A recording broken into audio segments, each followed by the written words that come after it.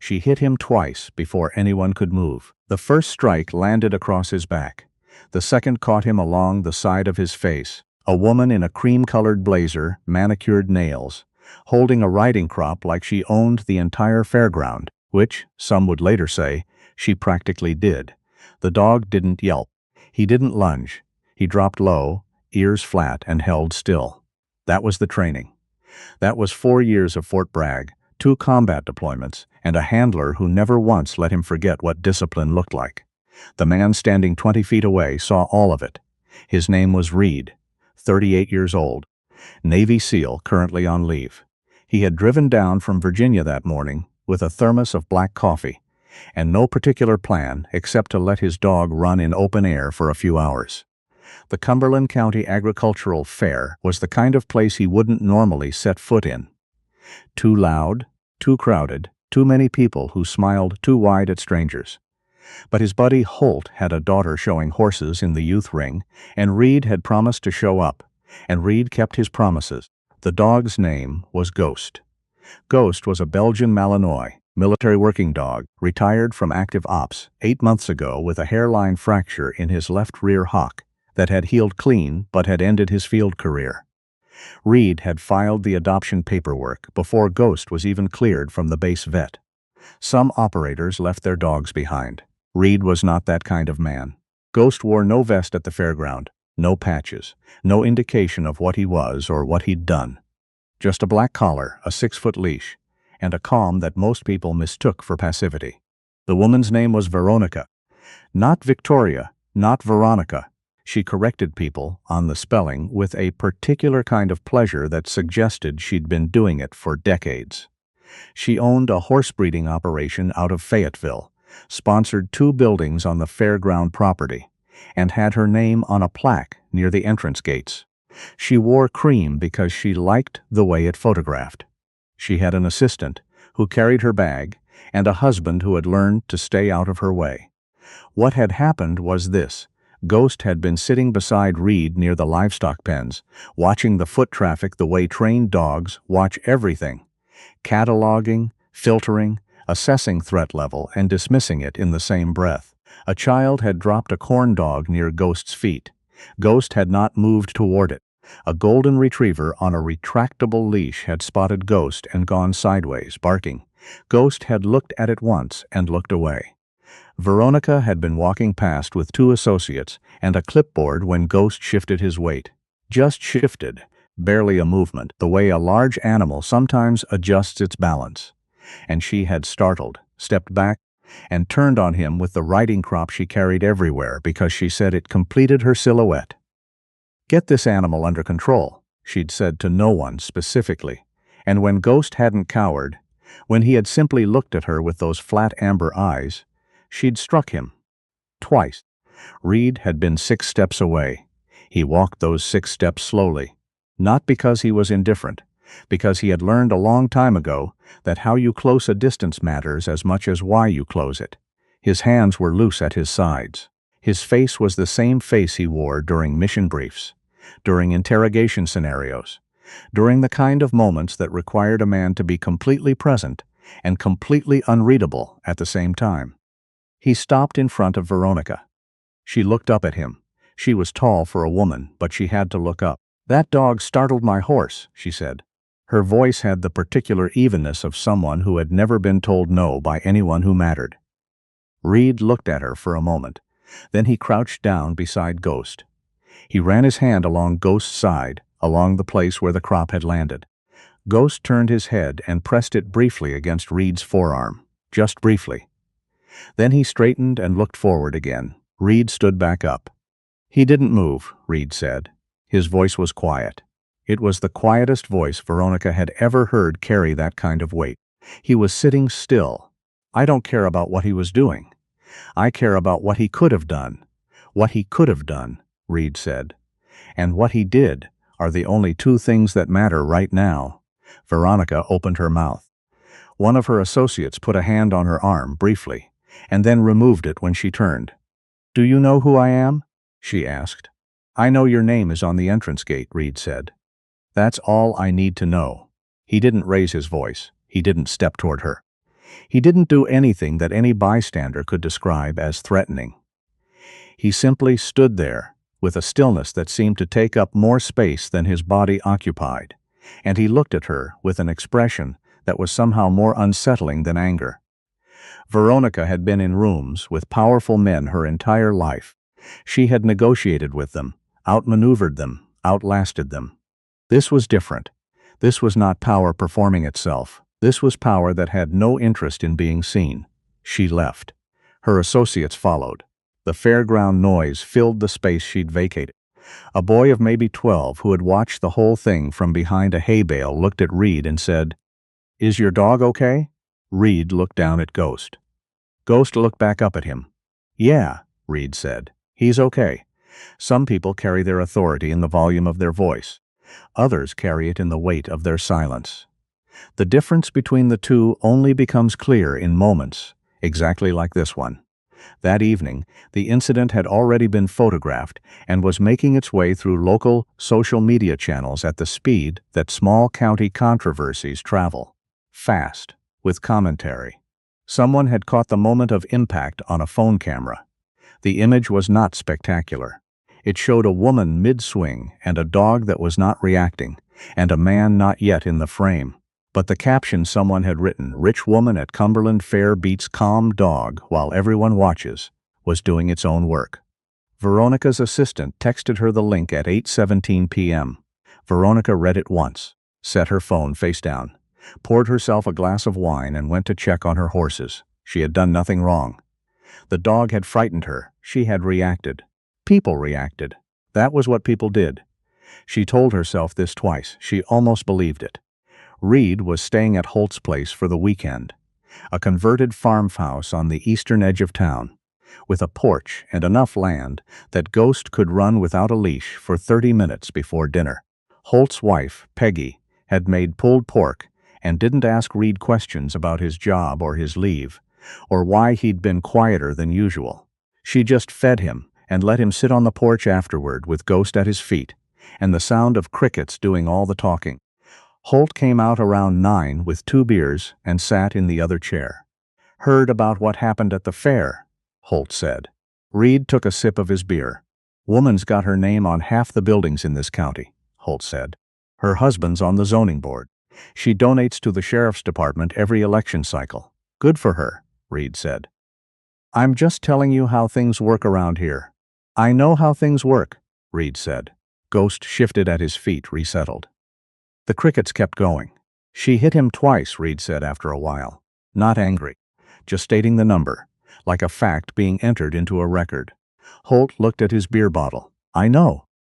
"He didn't move, I know." They sat with that for a while. What Reed did not do, file a police report that night, did not call a lawyer, did not post anything online, did not make phone calls or send emails or ask anyone for anything. What Reed did do, woke at 5, ran 4 miles with Ghost on the country road, came back showered, ate eggs, and drove back to the fairground at 8 a.m. when the gates opened for the second day of the fair. He wasn't looking for Veronica. He was there because Holt's daughter, Paige, had her second riding event at 9:30, and Reed had told Holt he'd be there for it. He found a spot along the fence of the equestrian ring. Ghost sat beside him. The morning was cool, still carrying the night's damp in the air. The announcer was testing his microphone. Paige was 14 and rode a quarter horse named Tally, with a focus that Reed recognized. The same particular concentration that blocked out everything except the task and the animal beneath her. She placed second in her age group. Reed clapped when she came around. She spotted him from the ring and grinned, and it was one of those grins that made Reed remember what normal felt like. He was still standing at the fence when the commotion started. It began as a sound, a high, sharp sound from the direction of the main barn. Not human, not animal. Both. A child's voice, high and ragged, cutting through the PA system and the crowd noise and the smell of hay and funnel cake. Ghost heard it first. His head came up. His ears rotated forward like 2 satellite dishes locking onto a signal. Reed was already moving. The crowd near the barn entrance had thickened in the confused, counterproductive way crowds thicken around crises. Everyone moving toward the sound. slowing access for anyone who needed to get through. Reed didn't push. He moved through gaps with the geometry of someone trained to navigate bodies in tight spaces. Ghost heeled close and fast. The scene inside the barn.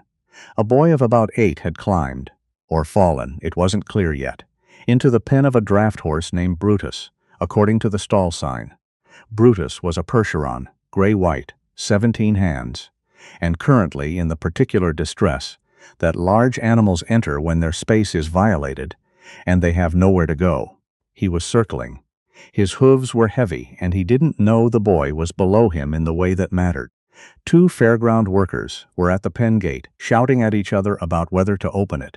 A woman was screaming the boy's name. His name, Reed would learn later, was Fletcher. He was 8. He had climbed the fence because he wanted to pet the big horse, and he had gotten in. And then the horse had gotten scared, and Fletcher had gotten scared. And now Fletcher was pressed into the corner of the stall with his arms over his head and a 17-hand draft horse moving in decreasing circles around him. The 2 workers were still arguing about the gate. Reed reached them in 4 seconds. He assessed the pen layout in 1 second. He said calmly and with a volume that cut through the noise, "Open the gate on my mark and stand clear." One of the workers looked at him.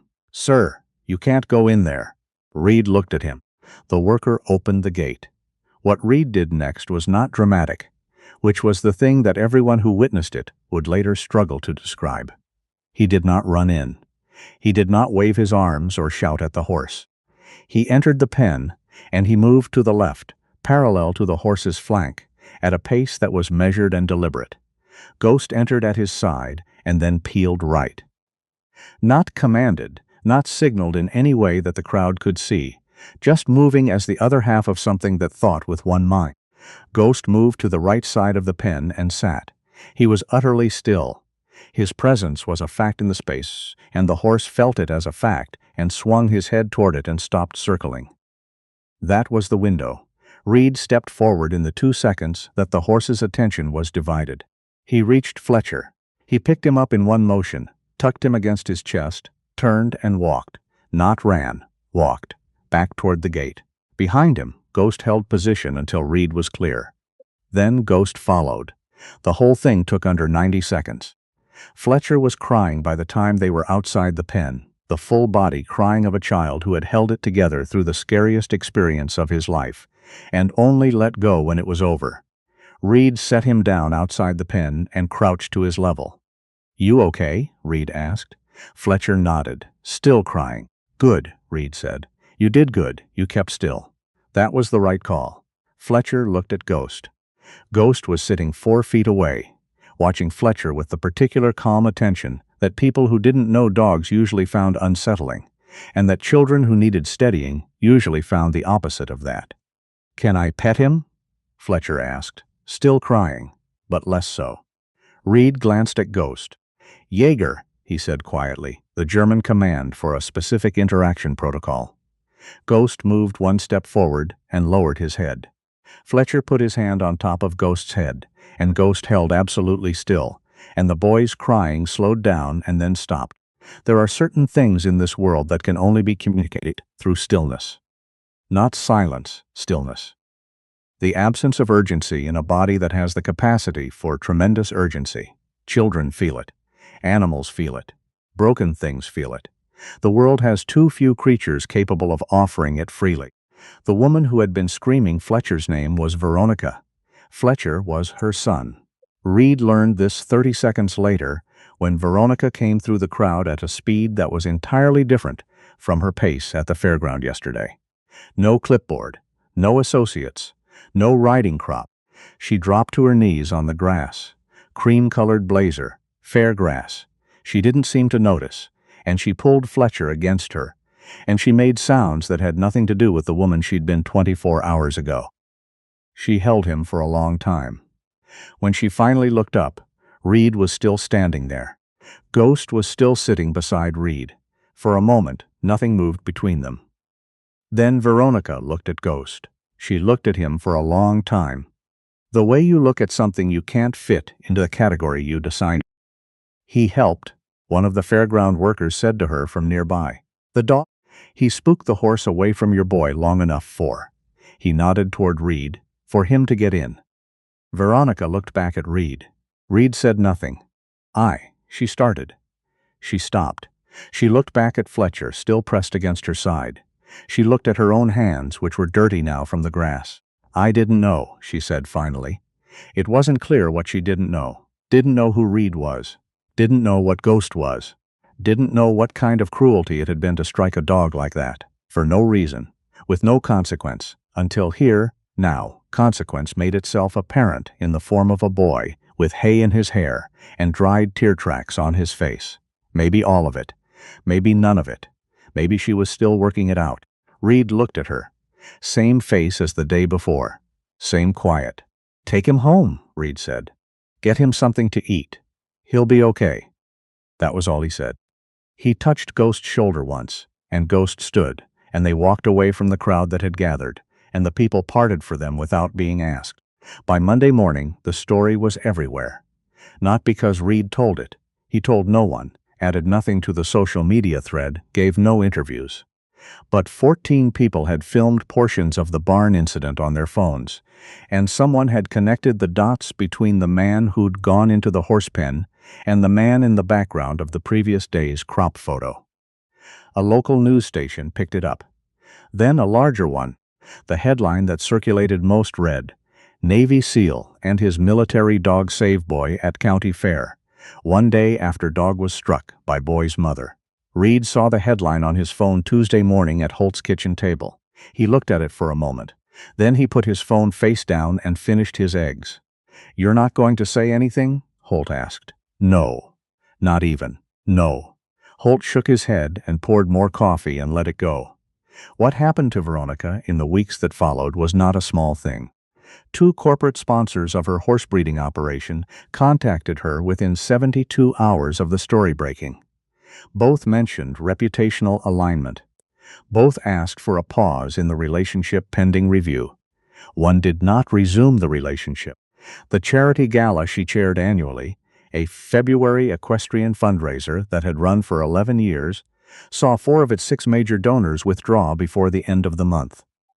Her husband, a man named Douglas who had learned to stay out of her way, stopped staying out of her way. He had a long conversation with her in the kitchen the night the 3rd sponsor called. Reed didn't know what was said in that kitchen. No one did, except Douglas and Veronica. But people who knew them said she was quieter after that. A different kind of quiet from before. The kind that comes not from confidence, but from the work of reconsidering. She issued a public statement 11 days after the incident. Not a lawyer-drafted deflection, something more uncomfortable than that. She said she had acted impulsively and wrongly. She said the dog had not threatened her or anyone. She said she had struck an animal that deserved no harm, and that the same animal had helped protect her son, and that she intended to donate to a military working dog rehabilitation organization, and that the amount would be substantial, and that none of this was adequate. The statement ran long for what it was. People who read it noted that it did not use the word sorry or the phrase I apologize. It used the words I was wrong 3 times. Reed did not read the statement, or if he did, he didn't mention it.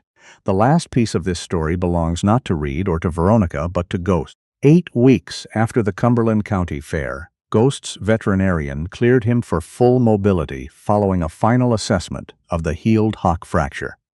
The vet said there was no longer any clinical reason to restrict his activity. Reed drove home from that appointment with Ghost in the back seat. Ghost had his nose out the cracked window the way he always did on drives. The air was different in October, thinner, colder, with the first real bite of the season in it. Reed found himself thinking about the moment in the horse pen when Ghost had peeled right without a command. When Ghost had found his position and held it with no instruction from anyone. When he had read the geometry of the situation and understood his role in it without being told. People asked Reed sometimes, usually civilians, usually well-meaning, whether it was strange to work so closely with an animal, whether the bond was different from working with people, whether he trusted Ghost the way he trusted his teammates. He never quite knew how to answer that, in a way that didn't lose something in translation. What he thought, but didn't often say, was this. Ghost had never needed Reed to explain what mattered. He had simply always known. And in a world where Reed had spent nearly 15 years dealing with the chaos of what people chose not to understand, in briefing rooms and foreign mountains and fairgrounds in North Carolina, that kind of knowing was not a small thing. It was, in fact, the thing he had come to rely on most.